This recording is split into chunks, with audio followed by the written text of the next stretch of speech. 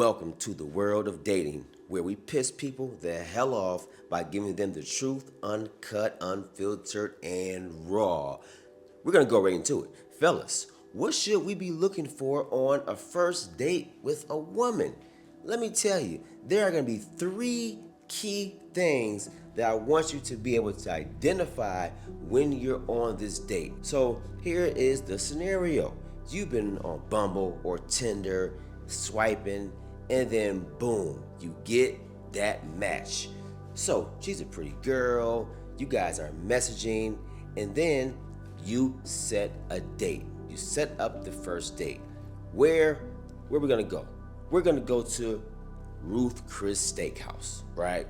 Ruth Chris. So Friday night, 9 o'clock, Ruth Chris Steakhouse. It's going the fuck down, right? You're excited about it. You know, you got your shape up, it's fresh, cologne on, everything is going right. You arrive, she arrives. She's looking good, hair looking exquisite. She's smelling like a pack of Skittles. The booty is looking real good in that damn sundress, fucking high heels. Oh my God, she's looking amazing. The first thing, let me just throw this small hint in real quick. When you first see her, don't fucking over compliment. All right, if you say, "Hey, you look nice," that's it. Leave it at that. Do not get mushy, gushy bullshit compliment. You look amazing. Oh my God, I never saw something so beautiful. Fuck all that. Fuck the pickup lines. Leave that shit in the fucking car. Okay? Now, fast forward. Let's get back into the topic here. Three things. So you arrive at the restaurant, sit down at the table. You know, order your food. Conversation's flowing pretty good. Let's pause right here. Here is where I want you to keep your ears open. Because on a date, women will always give you clues. But you know, as guys, sometimes we don't fucking pay attention to shit. I want you guys to pay attention. Again, they will always leave us clues if we're looking. So here, keep your ears open. Because the first thing that we need to look for on a first date with a woman is gonna be future plans. Okay? Future plans coming from her. So here is an example of future plans. You two are having a conversation about the best beach you have ever been to. So you tell her the best beach you've ever been to, and she tells you the best beach that she's ever been to, right? But you haven't been to the beach that she's been to. So you say, "Oh, I've never been to that beach before."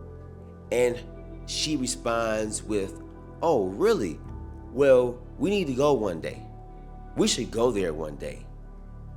Future plans, guys. That's her already envisioning seeing you in the future. She's already got in her mind, and she can see the two of you at that particular beach together in the future.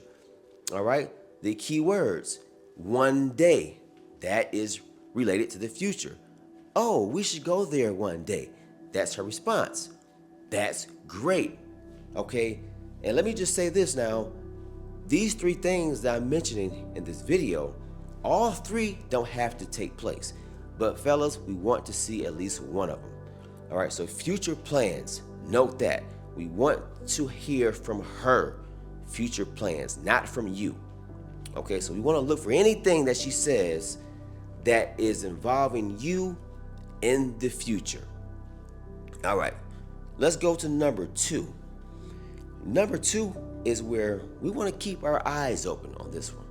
Keep the eyes open, fellas. And that's going to be physical touch. Now, I'm not talking about groping or something just overt. It can be something very subtle. Very subtle. So this could be, you tell a joke, and while she's laughing, she just touches you on your shoulder. Or you're teasing her, joking around, and she gives you a love tap. That's physical touch. Something as small as that. Because let me tell you this, man. If a woman doesn't like you, she ain't touching you. If she's not feeling you, she's not going to touch you at all. So we want to look for physical touch during the date. And if you can, try to sit beside her in some kind of way, shape, or form. So ideally, that would be the two of you sitting at the bar, or maybe you go to a lounge and there's a nice couch that you both can sit on and have a drink or have a meal together. But if you can, avoid the fucking booth. Big ass table in between you and her, and that's already creating space. What we don't want to do is create space on the first date. We want to try to do something that will allow for some type of physical touch to happen. So again, it could be something very subtle.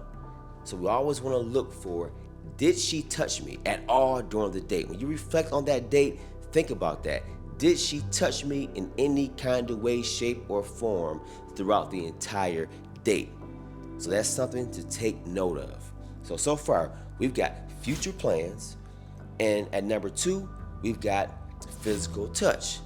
Let's move on to number 3. Number 3 is going to be the compliment. Now, this is very important because I'm not just talking about any compliment. This compliment is very important that it is unprovoked, and also that it's based on your appearance, your physical appearance. Okay, when I say unprovoked, I mean that the compliment comes out of the blue. It doesn't come after you've given her a compliment. It comes out of the blue, which means it's unprovoked. Because sometimes people aren't genuine and they will only give a compliment because you gave them one. So their compliment may not really be genuine, but we're looking for the unprovoked, out of the blue compliment. And if it's on your appearance, that's even better. That's even better, guys. So if it's your haircut, if it's your beard, if it's your cologne, anything that has to do with you, your physical nature as a man, that's what we want to look for. The unprovoked compliment on your appearance. And just to add this bonus tip in, I want you to look out for this as well. After the date is over, we have to go back to keeping our eyes open, because her body language after that date is going to sum it all up. Now, you leave Ruth Chris, the dinner was good, maybe you're walking her to her car, maybe you're walking her to her Uber, but pay attention to how she departs. Is it a nice hug, a good embrace? Is it a one-arm hug? That's the killer. We don't want to see the fucking one-arm hug.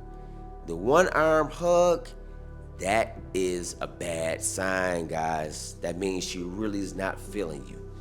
A woman that likes you, she likes the way you smell, the way you look.